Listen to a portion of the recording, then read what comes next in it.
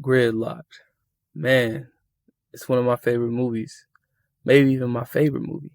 Not only because of how good it is, but in the way that it was introduced to me. I remember one cold winter night, my dad and my brothers and I were sitting on the couch just talking shit and trying to find something to watch.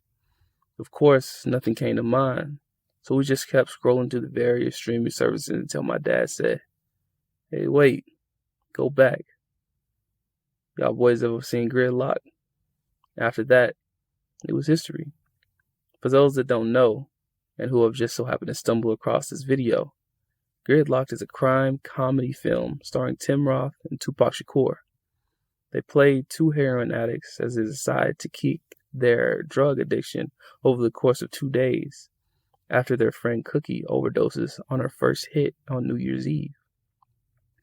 Most of the movie is the two protagonists running around trying to get a Medicaid card in order to get into rehab. However, at every turn, they are blocked by the insurmountable wall of bureaucracy. This bureaucracy is what I consider to be the main antagonist of the film and what this video will be all about pretty much. The bureaucracy is the most consistent and persistent entity in the entire film. It's there when they take Cookie to the hospital. The receptionist wants them to fill out all manner of forms and paperwork instead of just getting a doctor to help them. It's in the many government buildings they go to in order to get a Medicaid card. Inside every one of them, they either have to take a number and wait and fill out some sort of long-winded form and then wait to have their name called. Even after that, they are constantly told that they are either in the wrong building or that they simply just can't be helped. And finally, again, inside the hospital, when they have literal gunshot and stab wounds, they are put in the chairs and made to wait until their names have been called once again. This unceasing bureaucracy is what is constantly hindering the protagonist from the goal and eventually succeeds in doing so. Well, I say succeeds, but that would imply that the bureaucracy actually had some sort of feeling or ill will toward the main characters. But in all actuality, it doesn't. I think that's what makes it so damn frustrating. It's not some boogeyman out to get you or some drug dealer trying to kill you, which actually occurs in the movie. No, those things have actual remedies for them. You can run away or fight or do something, anything. With the bureaucracy, there isn't anything you can do except submit to its will. Sure, you can lash out, cause a ruckus, let the people know just how frustrated and angry you are with the system and how much you actually need the help that they are supposed to be providing for you. And some do. The first time we see it is when Spoon and Stretch are at the hospital and are trying to get Cookie some help. Spoon first tries to go along with the paperwork and fills out what he can, but quickly loses patience with the receptionist, who obviously doesn't care about them or the emergency that they're in. She even says so. Luckily, one of the doctors comes to their aid and gives Cookie the help she needs. This is actually the only point in the film where anyone gets the help they need at all, which says a lot considering how many government buildings we are shown in the film. The next time we see a person lashing out at the system is with a blind veteran who we can only assume is getting the same type of runaround as Spoon and Stretch. And he's finally had enough and sicks his dog on all of the people inside the public aid office. All the while swinging his cane around and beating things.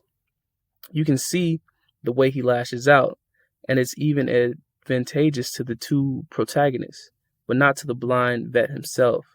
He himself never gets what he wants out of the public aid office. He only gets arrested. I know that in this scene it's supposed to be funny and absurd. I wouldn't be surprised if they only thought up this scene because they needed the protagonist to escape from the police. However, this does act as a great catalyst for all the pent-up frustration Stretch and Spoon experience trying to get help up to that point. Finally, the most notable act of defiance and frustration, when Stretch has finally had enough and screams at the government worker behind the glass. This is actually my favorite scene in the film. Now, this isn't my favorite scene in the movie because of the fantastic acting or how it's a culmination of the pure rage and frustration from getting the runaround all day. It's simply because the government worker yelled back.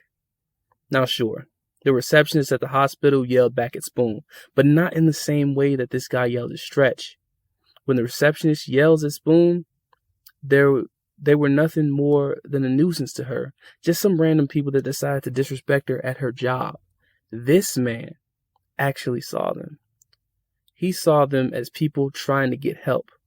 Only there were rules in place that they and he himself had to follow.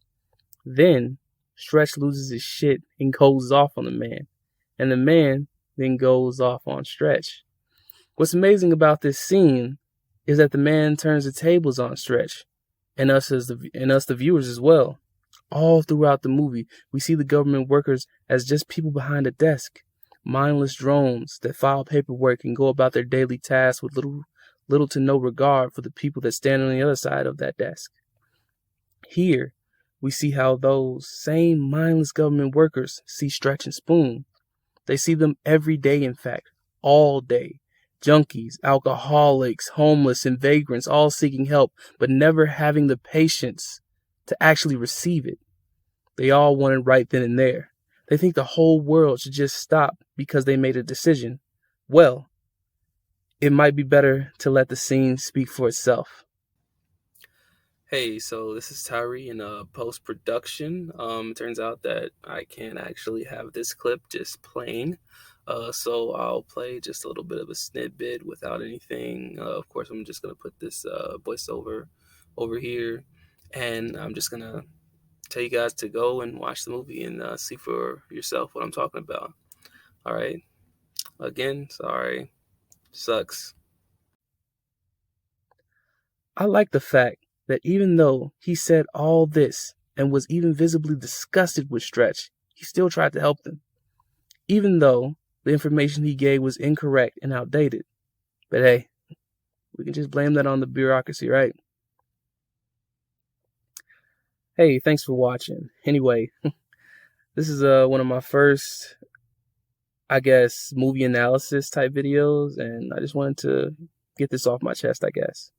I made this video to touch on some interesting things about Gridlock'd and what the movie was all about in my eyes. I left a lot of key details and story points out because I wasn't really interested in exploring them in this video at least. I'd highly recommend watching the movie. It's available to stream for free on Tubi right now, so there's really no reason not to. Please go watch it. Let me know what you think in the comments. Thanks for watching.